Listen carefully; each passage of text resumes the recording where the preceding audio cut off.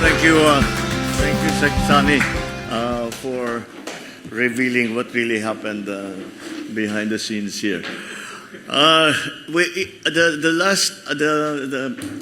know this place, as you can imagine, as Ultra, and we used this several times for training, for all kinds of other things. But I have to say, I'm so happy to be here now and to reopen these very important facilities. We had something like this before, but I have to say, it wasn't this nice, even at that time. So, well done, Madam First Lady.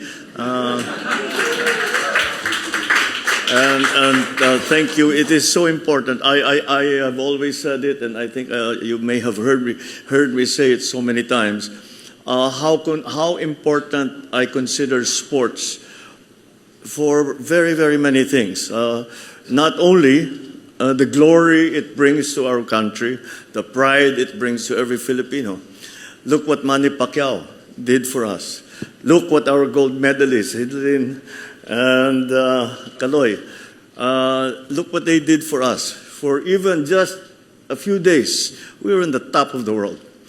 And that's so important. And it also brings the country together.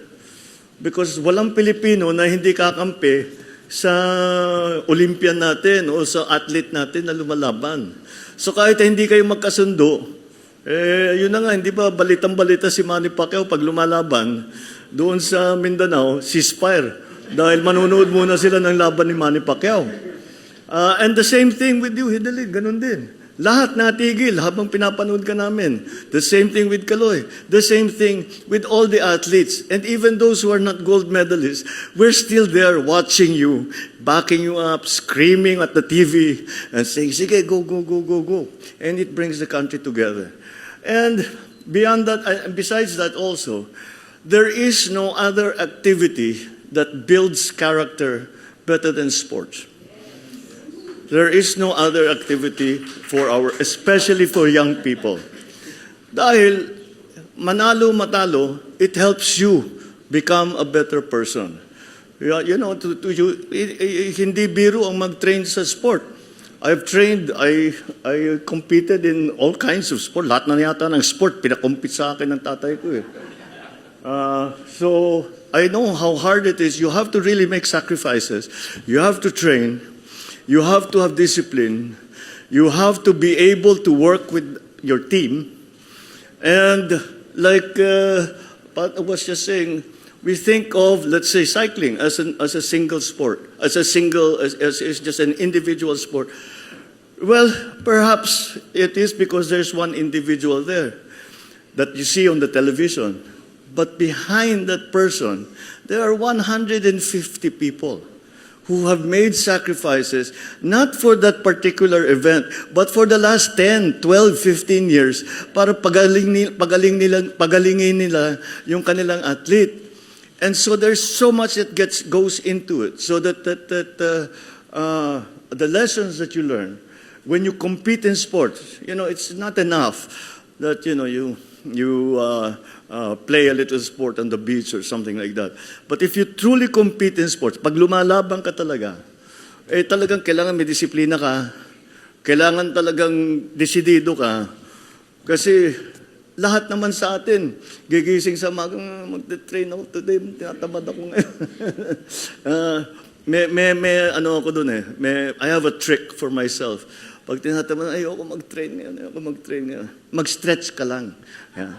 So, kunwari mag-i-stretch lang ako. Pero pag pinawisan ka na, sige na. Tuloy-tuloy na. So, but these are the things that we learn when we participate in sports.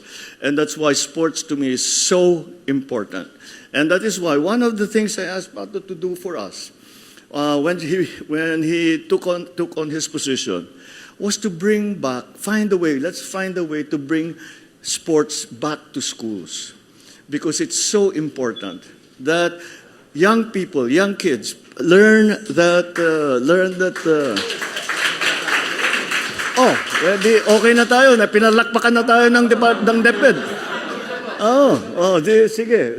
But all of the things you learn that you when you compete in sports, even at a low, just at a level sa mga bata pa lang, mga intramurals, yung basta sumasali ka sa sport. Lahat yan will teach you how to be a better person. And that's why for me, has become so important.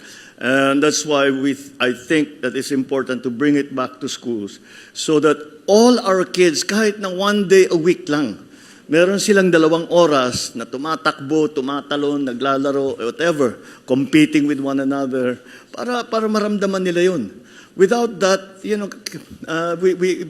miss out on a great deal of life lessons that will not be learned by our children, those life lessons that we get through sport. And that's why to see these new facilities, these new arrangements that you have done for our athletes is something that brings a great deal of joy to my heart, because our athletes really should be supported. I know, I have an idea about the sacrifices that our athletes make. And the government has to be part of your support group. I know your support group now is yung mga magulang ninyo, yung coach ninyo, yung trainer, yung nutritionist nyo, pati hanggang sa driver, yung nagda-drive sa inyo para makapag-train.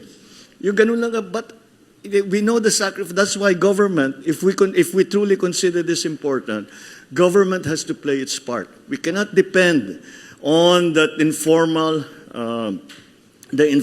support group that most athletes get.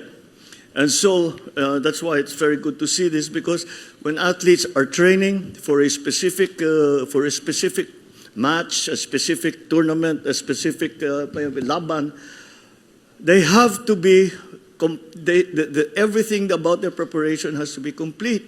They have to be able to rest well. They have to be able to eat the proper food. They have to be trained properly. If they come in, they get an injury, kailangan meron tayong magaling na sports medicine na aayusin ang injury para makapag-train ulit, para maging handa doon sa susunod na laban. So these are all of the elements that go into sport that are so important for the development of our children and therefore our society and our future. So I congratulate all those who have been part of this rebirth, shall we say, of these facilities, and I congratulate you all. And I know that this kind of facility will be so important and will help our athletes do better in their international or even local competition, in all their competitions. And we will continue to bring pride to the Philippines. We will continue to inspire young people, and we will continue to support that inspiration by saying, we are here, the government is here, we are working to make sure that you have all that you need para maging maganda naman, maging matagumpay ang inyong maging competition kahit saan man kayo pumunta. Maraming salamat sa inyo lahat. Mabuhay mga atletang Pilipino. Mabuhay kayo.